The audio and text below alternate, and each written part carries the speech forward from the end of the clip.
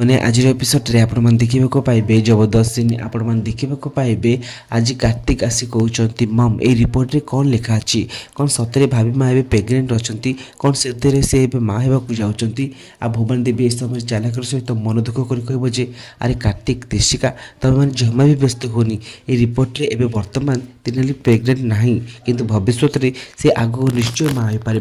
आ तुम जदि एक कथा तिनाली को कहना ता मन दुख हो बास तुम ताको एतिक कहब जे तू आगू निश्चय माँ पारू बोली ना ता मन दुखरे मत बहुत कष्ट लगे। आपर कार्तिक आउ तेजिका मन मारी बसी जाती आपटे तेजस आसी कह अरे कार्तिक कौन से रिपोर्ट रे कौन लिखा अच्छी आ समय कार्तिक कहते ये रिपोर्ट रे यह लिखा अच्छे जे वर्तमान पाई भाभी माँ प्रेग्नेंट नहांती किंतु आगो को खूब जल्दी से माँ हो पारे आ एक कथा तुम जमा भी मन खराब करनी आते तेजस को मन खराब हो जाऊँगी आ से चली जाती।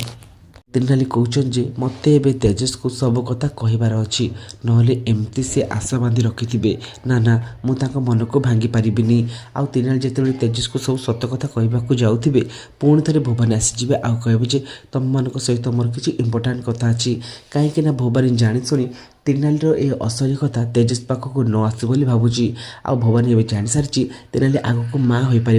किंतु से तिनाली को एक कथा जमा भी कहबनी आ फल तिनाली आ तेजस भितर संपर्क रही आ तिनाली मन मन एमती भवानी देवी को डरुव। तो फ्रेंड्स आज एपिसोड टी आपण केमी लगी आमको कमेंट कर कहतु।